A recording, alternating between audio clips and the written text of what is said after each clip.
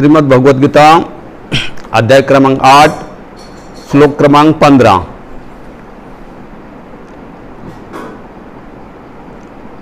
माम उपेतु पुनर्जन्म दुःखालयम अशाश्वतम न आप्नोति महात्मनाम सत्सिद्धिं परम गता। माम उपेतु पुनर्जन्म दुःखालयम अशाश्वतम न आप्नोति महात्मनाम सत्सिद्धिं परम गता। माम उपेतु पुनर्जन्म दुःखालयम अशाश्वतम न आप्नोति महात्मनाम सत्सिद्धिं परम गता। कोई दोहराना चाहेगा? नहीं।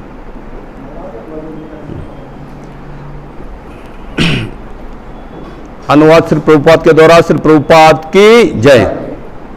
माम मुझको उपेतु प्राप्त करके पुनः फिर जन्म जन्म दुःखालय दुख के स्थानों को अशाश्वतम क्षणिक न कभी नहीं अपनुवंती प्राप्त करते हैं महात्मनाम महान पुरुष सत्सिद्धि सिद्धि को परम परम गता प्राप्त हुए।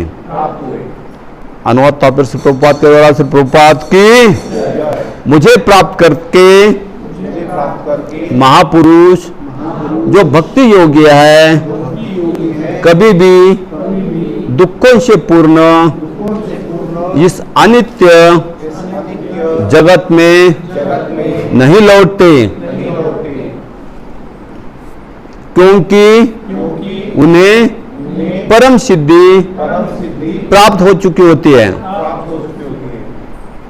फिर से एक बार मुझे प्राप्त करके महापुरुष जो भक्ति योगी है कभी भी दुखों से पूर्ण इस अनित्य जगत में नहीं लौटते, क्योंकि उन्हें परम सिद्धि प्राप्त हो चुकी होती है। तात्पर्य श्री प्रभुपाद के द्वारा श्री प्रभुपाद की जय। चूंकि यह नश्वर जगत जन्म जरा तथा मृत्यु के क्लेशों से पूर्ण है, अतः जो परम सिद्धि प्राप्त करता है और परम लोक कृष्ण लोक का गोलोक वृंदावन को प्राप्त होता है वो वहां से कभी वापस नहीं आना चाहता। इस परम लोक को वेदों में अव्यक्त अक्षर तथा परम गति कहा गया है। दूसरे शब्दों में ये लोक हमारी भौतिक दृष्टि से परे है और अवर्णनीय है, किंतु ये चरम लक्ष्य है जो महात्माओं का गंतव्य है।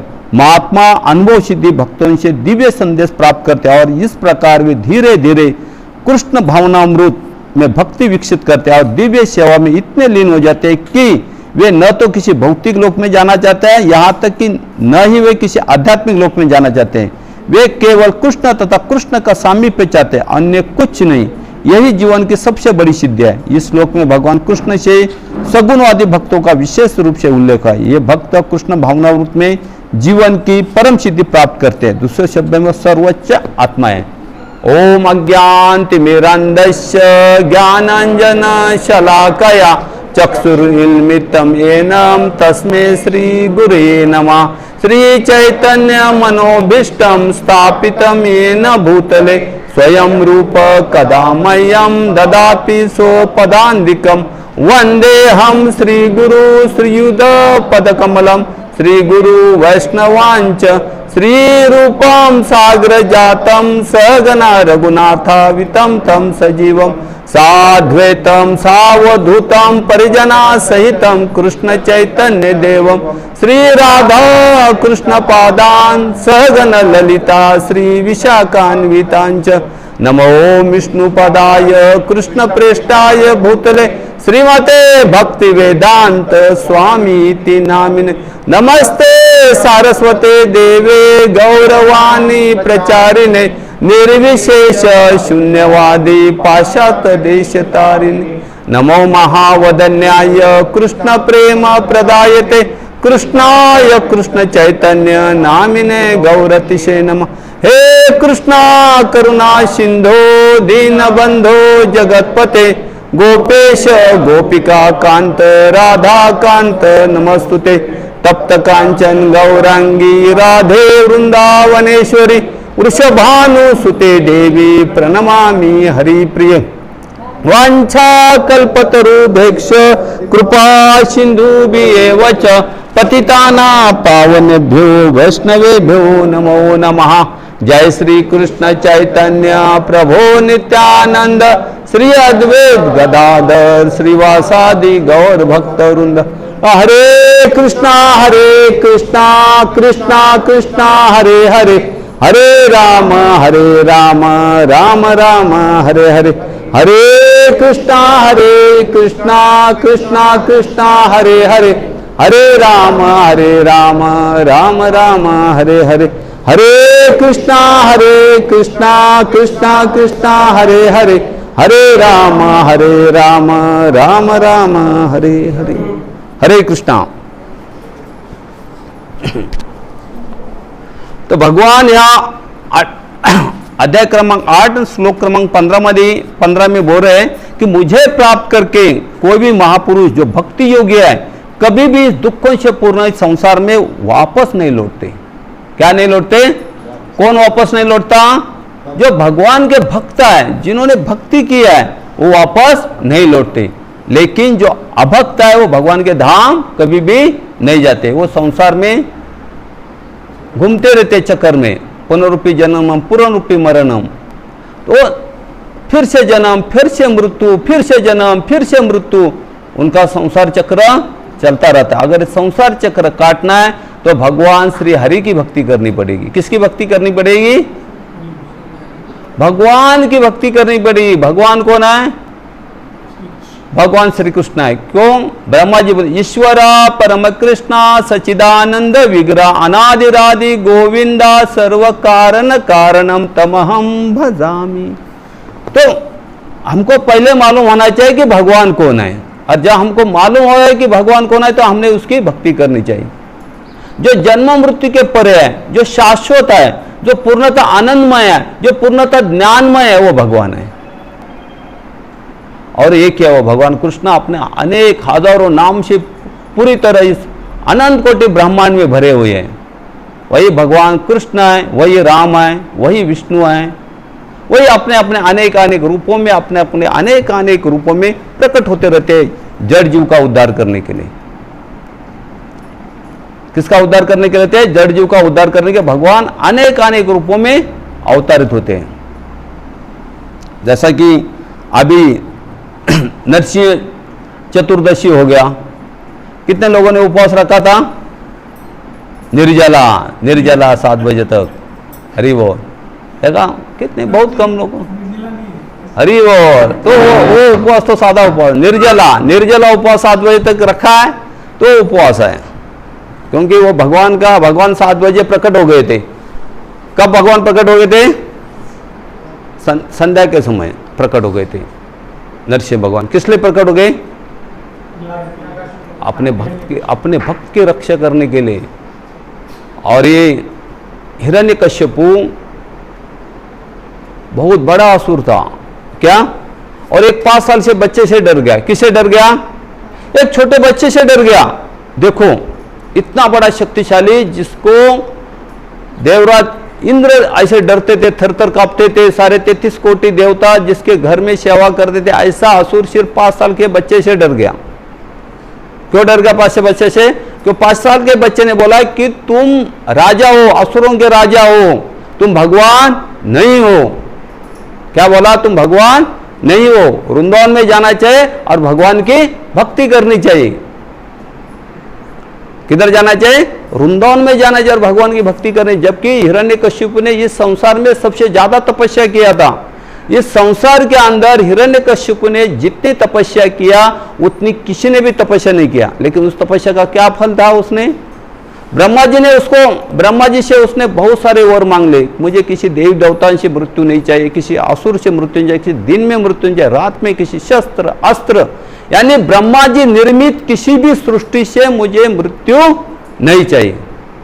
तो उसने ब्रह्मा जी को बोला मुझे पहले अमर तत्व का वरदान दे दो। ब्रह्मा जी बोले मैं खुद अमर नहीं हूं तो मैं तुम्हें अमर तत्व वरदान कहां से दूंगा। तो हिरण्यकशिपु बहुत बड़ा बुद्धिमान था, उसने बुद्धि लगाकर ऐसे वरदान मांग ले ताकि मैं अमर हूं। तो उसने सोचा मैं क्या हो गया, अभी अमर हो गया। तो उसने अमर होने के बाद क्या करना, उसने जनता का कल्याण करना चाहिए, उसने अत्याचार करना शुरू कर दिया। बोला जितने भी ब्राह्मण है उनके सारे यज्ञ बंद करो, क्योंकि वो यज्ञ करने से देवताओं को शक्ति मिलती है। जितने सारे गाय है गायों को मारो, गाय किसने मार के, गाय से घी मिलता है और घी यज्ञ में आहुति दिया जाता है, वो बंद करवा दिया। फिर उसने क्या बोला, जितने पेड़ है जिससे मनुष्य का जीवन चलता है, जैसे आम है, कटहल यानी फनस, उनको तोड़ दो ताकि लोगों को खाने के लिए कुछ ना मिले। तो तपस्या करने से व्यक्ति ने क्या करना चाहिए कि जन का कल्याण करना चाहिए या जन का बुराई करना चाहिए, जन का कैसा सर्वनाश हो इसका विचार करना चाहिए। वो तपस्या का क्या फायदा। तपस्या से कैसा हृदय पिघलना चाहिए, सबके ऊपर दयालु, दया निर्माण होनी चाहिए, हर जीव के प्रति दया निर्माण होनी चाहिए। तो हिरण्यकशिपु ने इसने ब्रह्मांड में सबसे ज्यादा तपस्या किया उसने, फिर भी उसका क्या हो गया उचित फल, मैं और मेरा, मैं और मेरा, मेरी तपस्या करो। वो क्या बोलता था, मैं ही भगवान हूं, मेरे से अलावा कोई बड़ा है ही नहीं, मेरे से और बड़ा कोई नहीं है। और उसका एक उदाहरण अगर अपने देना होगा तो उसके जो भाई, उसके भाई का क्या नाम है, हिरण्याक्ष, और हिरण्याक्ष का पुत्र कालनेमी, और कालनेमी के जो 6 बच्चे थे उन्होंने ब्रह्मा जी की तपस्या किया। और जब तपस्या पूर्ण हो गया, जब उसको बताने गए हिरण्यकशिपु को क्या मेरे बेटे ने ब्रह्मा जी की तपस्या की, तो उसने क्या उनको शाप दे दिया। क्या दे दिया, शाप दे दिया कि तुम्हारे बच्चों का मृत्यु तुम्हारे हाथ से होगा, क्योंकि तुम मुझे छोड़कर ब्रह्मा जी के पास किस ले गए। आप समझ गए, मुझे छोड़कर ब्रह्मा जी के पास किस ले गए। तो जैसे कि तपस्या करने से लोगों को, अगर हम भगवान कृष्ण की तपस्या करें, कृष्ण की भक्ति करेंगे, तो हमारे हृदय में जीव के प्रति दया आती है। क्या आते हैं, जीव के प्रति दया आते हैं। जैसा एक शिकारी की कथा है जिसको नारद मुनि ने भक्ति दे दिया। किसने भक्ति दे दिया, नारद मुनि। जो 12 साल के बाद जब नारद मुनि उसको मिलने के लिए आ गए, तो नारद मुनि को मिलने के लिए ऐसा इधर उधर ऐसा जा रहा था, और उसने जाकर जब दंडवत प्रणाम किया, तब नारद मुनि ने पूछा कि तू ऐसा सीधा क्यों नहीं, ऐसा ऐसा क्यों जा रहा है। तो बोला कुछ चिट्टियां ऐसे चिच्चे रही थी, इसलिए मैं कभी इधर जाता कभी उधर जाता, क्यों चिट्टियों के पैर ना पड़े। तो उसका हृदय कितना परिवर्तन हो गया। जैसे वो शिकारी वो जानवर को तड़पा तड़पा कर मारता था, अगर उसका हृदय इतना बदल गया, उसके हृदय में दया का भाव निर्माण हो, किसी चींटी के ऊपर पैर रखना नहीं चाहता था। सिर्फ 12 साल भक्ति किया। कितने साल भक्ति कर दिया, तो लाखों साल तपस्या करने के बाद भी हिरण्यकशिप का हृदय बदली नहीं हुआ। और वे आने के बाद क्या भक्षण करता था, मांसाहार भक्षण करता था और दारू पीकर रहता। श्रीमद् भागवत में स्पष्ट लिखा है कि वो दारू पीता था, ऐसा तेज गंध आती थी उसकी। और वो अपने एक छोटे 5 साल के बच्चे से डर गया। किसे डर गया, जिसको बहुत बड़े बड़े देवता सारे डरते थे, सारे असुर डर, जो असुरों का सम्राट था, वो अपने खुद के 5 साल के बच्चे से डर गया। तो उसके लिए भगवान नरसिंह देव के रूप में प्रकट हो गए। उस बच्चे को उसने मारने की बहुत कोशिश किया, लेकिन वो मार नहीं पाया, क्योंकि उसका जाके राके सया मार सके ना कोई। जिसके भगवान रक्षक है, जिसको भगवान बचाना चाहते हैं, जिसको भगवान कृष्ण बचाना चाहते हैं, उसको कोई नहीं मार सकता। लेकिन जिसको भगवान बचाना नहीं चाहते, उसको कोई भी मार सकता है। तो हमने भक्ति करनी चाहिए। किसकी भक्ति करनी चाहिए, भगवान कृष्ण की भक्ति करनी चाहिए, ताकि इसी जन्म में हम वापस अपने धाम में जा सकते हैं, अपने पिता के धाम जा सकते हैं। क्योंकि हमका सबका परम पिता कौन है, भगवान कृष्ण हमारे सबके परम पिता है। तो हम उसके धाम वापस जा सकते हैं। उसके धाम वापस जाने के लिए हमको भक्ति करनी पड़े, भक्ति कुछ नियम का पालन करना पड़ेगा। भक्ति के क्या नियम का पालन करें? कुछ नियम है भक्ति, दया, तपस्या, सोच और सत्य। ये 4 नियमों का हमको पालन करना पड़ेगा। और 4 नियमों का पालन करके हमने जो कुछ खाना पीना है वो किसको अर्पण करना है? भगवान को अर्पण करना है पहले। और भगवान को अर्पण करने के बाद ही हमने उसको प्रसाद बोल के उसका सेवन करना है। और हम तभी उस दृढ़ निश्चय पर ठाम रहेंगे तो हमारी इसी जन्म में हम वापस जा सकते हैं। तो आगे देखो प्रभुपाद का क्या बोलते हैं। क्लेश है, ये क्लेशों के भरा हुआ इस जगत में 4 प्रकार के दुख है, जन्म, मृत्यु, जरा और व्याधि। जन्म का दुख है, मृत्यु का दुख है, व्याधि का दुख है और बुढ़ा, जरा यानी बुढ़ापा, बुढ़ापे का दुख है। किसी को भी बुढ़ा होना अच्छा नहीं लगता। और 3 प्रकार ताप है, आदि दैविक, आदि भौतिक और आदि आध्यात्मिक।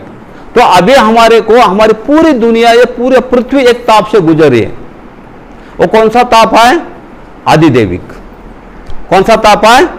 आदि दैविक ताप है। जो अभी अपना चरण है, क्या उसको बोलते? कोरोना। कोरोना वायरस से सब लोग दुखी है, कोई घर में बाहर नहीं पड़ना चाहता। सारे के सारा संसार, बहुत सारा मृत्यु हो रहा है, लेकिन जवाबदार किसको ठहरेंगे? किसी को आप ये नहीं कर सकते, जवाबदार नहीं ठहर सकते, किसी के ऊपर केस फाइल नहीं कर सकते।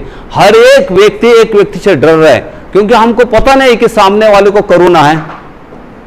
हो सकता है कोरोना के 14-15 दिन उसके शरीर में रहता, प्रकट नहीं होता, लेकिन वो दूसरे को दे सकता है। इसलिए अंतर रखना को हमको चलना है, अपने आप को बचा कर चलना है। तो ऐसा आदिदैविक कष्ट है। और ये सारे आदिदैविक, आदि भौतिक और आदि आध्यात्मिक कष्टों से छुटकारा पाना है तो भगवान कृष्ण को भजना चाहिए। किसको भजना चाहिए? भगवान कृष्ण को भजना चाहिए। तो ये 4 प्रकार के दुख और 3 प्रकार के जो क्लेश है, उससे अगर मुक्ति प्राप्त करना है तो भगवान कृष्ण की भक्ति करना चाहिए और परम लोक कृष्ण लोक गोलोक वृंदावन को प्राप्त करना चाहिए। तो हमको अगर हम भगवान कृष्ण की भक्ति करेंगे तो भगवान के धाम में वापस जा सकते हैं। अगर भगवान कृष्ण की भक्ति नहीं करेंगे तो हम जन्म मृत्यु के चक्कर में फंसे रह सकते हैं। तो आपने ध्यान देना है कि सबने डेली 16 माला का जप करना है। कितना माला का जप करना है? कम से कम 16 माला का जप करना है। 4 नियम का पालन करना है और भगवान को अर्पण किए बगैर कोई भी चीज का ग्रहण नहीं करना। क्योंकि भगवान भगवत गीता में बोलते हैं कि तुम जो भी खाते हो, जो भी पीते हो, वो मुझे अर्पण करो। किसको अर्पण करो? भगवान बोलते हैं मुझे अर्पण करो, भगवान बोलते हैं। बिल्कुल स्पष्ट भगवान ने बोला है। देखो भगवत गीता के 9वें अध्याय में 27वें श्लोक में भगवान बोलते हैं, यत् करोषि यज्ञासि यज् होषि ददासि यत् तपस्ि कौन्तेय तत्कुरुष्व मद अर्पणम। भगवान क्या बोलते हैं? हे कुंती पुत्र, तुम जो कुछ करते हो, जो कुछ खाते हो, जो कुछ अर्पित करते हो या दान देते हो और जो भी तपस्या करते हो वो मुझे अर्पित करो। किसको अर्पित करो? भगवान बोलते हैं स्पष्ट। आपने बोला अरे ये लोग भगवान को अर्पण किए बगैर खाना नहीं बोलते, भगवान ने ऐसे किधर बोला है? देखो स्पष्ट भगवान ने बोला है। भगवान ने स्पष्ट भगवत गीता में बोला, हमको हर जीवात्मा को भगवान ने स्पष्ट अर्जुन के द्वारा आदेश दिया है कि तुमने क्या करना और क्या नहीं करना है। तो भगवान के धाम को प्राप्त करने के लिए हमको ये सब चीज करेंगे हम, तो हम वापस जा सकते हैं। तब हम वापस क्या करते हैं? जा सकते हैं। अगर हम इधर का उदाहरण ले लें, भगवान को शरण जाएंगे तो हम भगवान के धाम जा सकते हैं। वाल्मीकि का आप उदाहरण दे सकते हैं। वाल्मीकि मुनि का एक डाकू थे। वो क्या थे? एक डाकू थे। आने जाने के जो रास्ते में कोई आ रहा है उसका हत्या करते थे और लूटते थे उसको। लेकिन जब नारद मुनि का संग हो गया और जब उन्होंने बोला कि एक राम का नाम ले लो। किसका नाम ले लो? भगवान राम का नाम ले लो। तो उनको राम राम नहीं आता तो मरा मरा बोलते थे। तो नारद मुनि बोला कि 3 बार अगर मरा मरा बोलेगे तो 2 बार राम राम हो जाएगा। तो वो राम नाम ऐसा ले गया कि उन्हें रटते रहे 12 साल तक एक जगह बैठकर रटते रहे। और जब 12 साल के बाद नारद मुनि वापस आ गए तो उनके ऊपर मिट्टी चढ़ी हुई थी। क्या चढ़ी हुई थी? पूरी तरह मिट्टी चढ़ी हुई थी। और उन्होंने उसे बाहर निकाला। और फिर उत्तर भारत भेजा। आज 60,000 साल तपस्या किया उन्होंने। 60,000 साल तपस्या करने के बाद उनके आश्रम में खुद ब्रह्मा जी प्रकट हो गए। कौन प्रकट हो गया?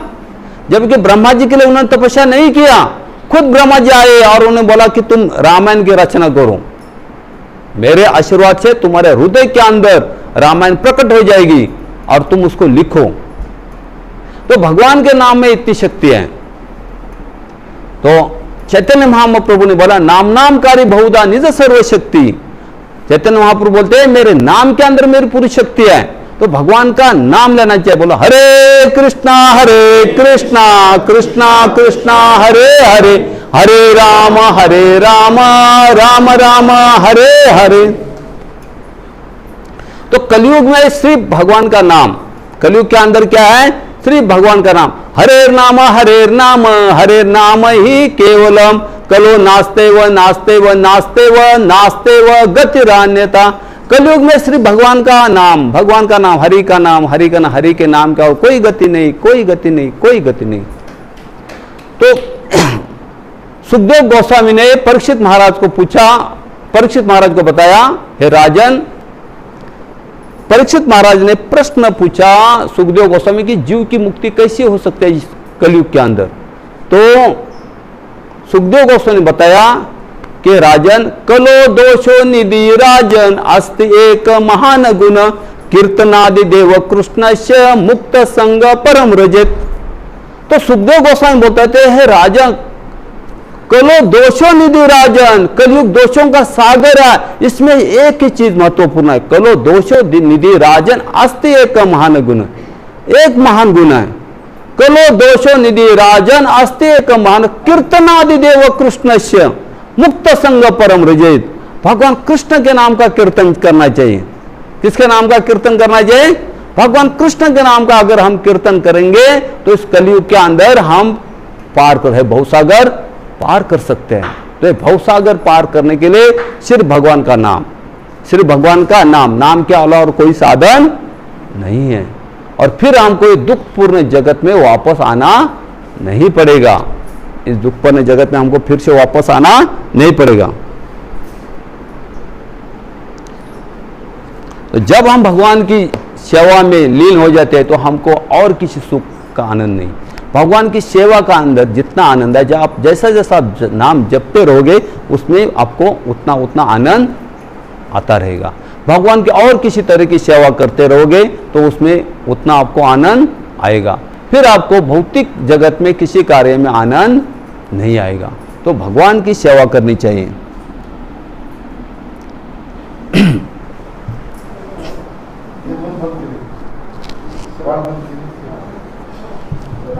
हरे कृष्णा। अभी इसके दूसरे श्लोक में भगवान क्या बोलते हैं? इस जगत में सर्वोच्च लोक से लेकर निम्न तक सारे लोग दुखों के घर हैं। इस ब्रह्मांड के अंदर ऊपर से नीचे तक सारे लोग किसके घर हैं? दुखों के घर हैं। जहां जन्म तथा मरण का चक्कर लगा रहता है, उसमें कैसा चक्कर लगाता है? जन्म और मरण का चक्कर लगा रहता है। किंतु एक कुंती पुत्र जो मेरे धाम को प्राप्त कर लेता है वो फिर से इस जन्म में नहीं आता। देखो, सत्यलोक में अगर जीव गया तब भी वहां पर मृत्यु है, उधर भी मृत्यु है। और ऊपर के जितने 6 लोक है इस मृत्यु लोक से ऊपर, वहां भी मृत्यु है। मृत्यु कहीं नहीं है, ऐसी कोई जगह नहीं। सिर्फ एक वैकुंठ लोक है, या वैकुंठ लोक अनंत कोटि जो वैकुंठ लोक है, वैकुंठ लोक को पूरे कृष्ण लोक है, गोलोक वृंदावन, वहां किसी का मृत्यु नहीं होता। वहां जाते वो सब क्या होते हैं? अमर होते हैं। तो हमको ऐसी जगह जाना चाहिए। और हम ऐसी जगह कैसे जाएंगे? कि हमको भक्ति करनी पड़ेगी। भक्ति के अलावा कोई दूसरा साधन नहीं है। और भक्ति करने के आपको जंगल में घर छोड़कर जाने की कोई जरूरत नहीं। घर में बैठे बैठे हम भक्ति कर सकते हैं। लेकिन उसके लिए गुरु चाहिए। कौन चाहिए? गुरु चाहिए। गुरु के सानिध्य से भक्ति करेंगे। तो गुरु के बगैर भक्ति नहीं होगी। तो गुरु महत्वपूर्ण है। इस हर जगह में हमको गुरु के अलावा कोई महत्वपूर्ण नहीं, सबसे ज्यादा महत्वपूर्ण है गुरु। और गुरु के माध्यम से आप भगवान की भक्ति कर सकते हैं। तो बहुत ही सोपे और सरल भक्ति है, गुरु के माध्यम से हमको करनी पड़ेगी। चाहे बाकी जितने भी मार्ग हैं वो हम डायरेक्ट भगवान के धाम में नहीं जाते हैं। चाहे वो कितने सारे योगी है, कर्म योगी हो, ज्ञान योगी हो, हठ योगी हो, लेकिन जो भक्त योगी है वही भगवान के धाम में वापस जा सकता है।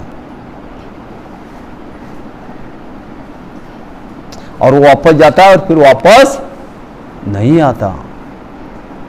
नहीं तो चैतन्य चरित्रों में लिखा है, हरे बोल, हरे कृष्णा, तो अनेक अनेक जीव इस ब्रह्मांड में भ्रमण करते हैं। अनेक अनेक जीव क्या करते हैं, इस ब्रह्मांड के अंदर भ्रमण करते हैं, कभी ऊपर जाते हैं, कभी नीचे जाते हैं, लेकिन जब तक भक्ति मार्ग में नहीं आते वो क्या कहें, 84 लक्ष योनि में घूमते रहेंगे, घूमते रहेंगे, घूमते रहेंगे। जब गुरु का सानिध्य मिलेगा तब हम वापस जा सकते हैं। भक्ति करके वापस हमको करना पड़ेगा, कर्म करना पड़ेगा, भक्ति करनी पड़ेगी, उसके अलावा कोई साधन नहीं है। और एक की हरि भक्ति करनी पड़ेगी। हरि बोल। तो मेरी सबसे विनंती है, प्रार्थना है, अभी लॉकडाउन है, कहीं अगर काम धंधा नहीं है तो आप क्या करो, भक्ति करो, भगवान के बारे में पढ़ो, भगवत गीता पढ़ो। भगवत गीता जब तक हम पढ़ते नहीं हमको ज्ञान आने वाला नहीं है। भगवत गीता पढ़नी चाहिए। जो अभी आप लोगों के पास सारे मोबाइल फोन है उसका इस्तेमाल सिर्फ हमको प्रवचन, गुरु महाराज के प्रवचन सुनने के लिए करना चाहिए और कोई उसका इस्तेमाल नहीं करना चाहिए। तो अगर हम उसका इस्तेमाल गुरु महाराज के प्रवचन सुनने के लिए करेंगे तो हम इसका हम फायदा उठा सकते हैं। तो इस चीज़ का ज़्यादा से ज़्यादा जप करना करें। अगर हम 16 माला बोला है तो 25 माला करो, आपको जैसा टाइम मिलता है वैसा जप करो और पढ़ो।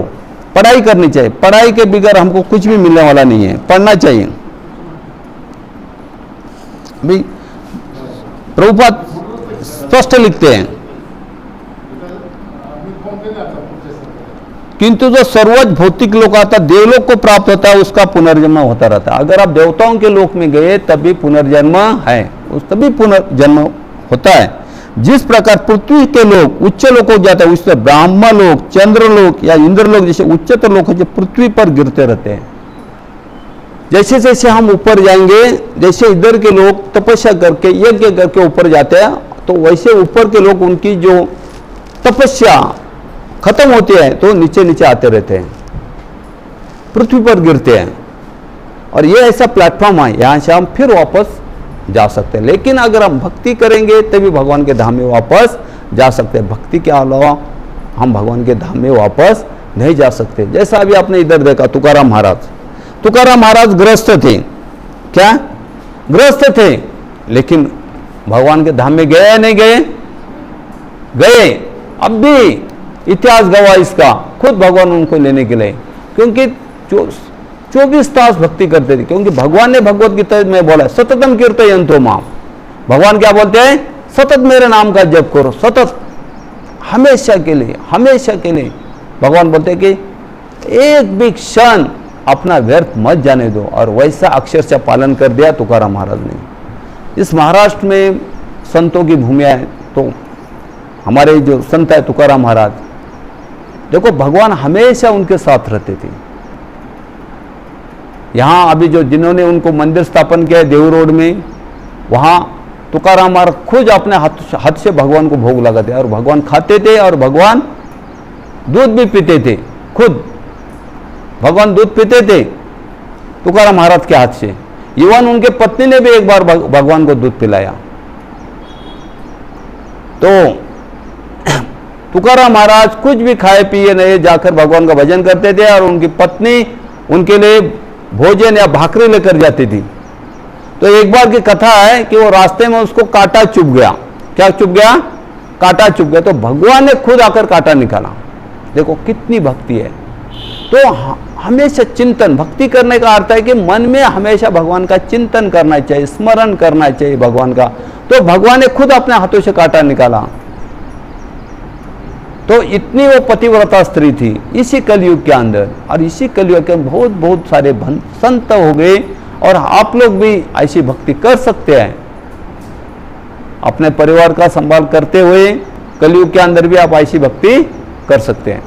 तो तुकाराम महाराज जैसा संत श्रेष्ठ इसी जन्म में भगवान के धाम में वापस गए, वैकुंठ में चले गए, और उन्होंने जाते जाते यही बोला, आम्ही जातो आमच्या गावा, आमचा राम राम घ्यावा। आमचा राम राम घ्यावा का क्या अर्थ है कि मैं जिस नाम का, जिस भगवान के नाम का भजन कर रहा था वो आप भजन करो। और उन्होंने स्पष्ट बोला, आम्ही वैकुंठवासी आलो ह्याचं कारण अशी ऋषी मुनी जे वदले ते तुम्हाला सांगावा याची। उन्होंने जाते जाते क्या बोला कि आम्ही वैकुंठवासी, आम्ही कुठले वासी आहेत, वैकुंठ के, हम इधर के है नहीं। हर जीवात्मा इधर से पनिशमेंट भोगने के लिए आया है। इस मृत्यु लोक के हमारे आने का कारण है कि हमने पनिशमेंट भोगना है। अगर इससे हमको बाहर निकालना है तो भगवान के नाम का जप करना पड़ेगा। तो इसलिए तुकाराम महाराज ने बोला कि आम्ही वैकुंठवासी आलो ह्याचं कारण ऋषी मुनी ते तुम्हाला सांगा। जो ऋषि मुनि ने जो बोला है, जो ऋषियों ने जो भगवत गीता में लिखा, व्यासदेव ने जो भगवत गीता में क्या लिखा है, व्यासदेव ने महाभागवत में, भागवत पुराण में क्या लिखा है, तो ये सब मैं आपको बताने के लिए आया हूं।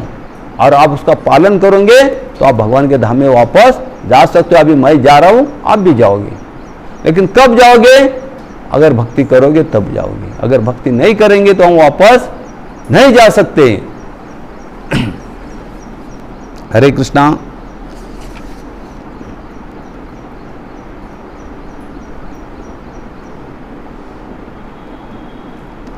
अभी हमारे यहाँ जो ब्रह्मा जी सत्यलोक है, ब्रह्मा जी की बहुत सारी आयु है, ब्रह्मा जी की बहुत सारी आयु है, लेकिन उनका भी मृत्यु है। उनका भी क्या है, मृत्यु है। लेकिन जो जीव वैकुंठ में जाएगा उसका कभी भी मृत्यु नहीं होता, उसका कभी भी मृत्यु नहीं होता। तो इसी ब्रह्मांड के लिए सत्यलोक, सिद्ध लोक, चारण लोक और ऊपर के लोक में जाने का क्या फायदा है। सिर्फ सीधी और सरल भगवान की भक्ति करो और भगवान के धाम में वापस जाओ। हरे कृष्णा।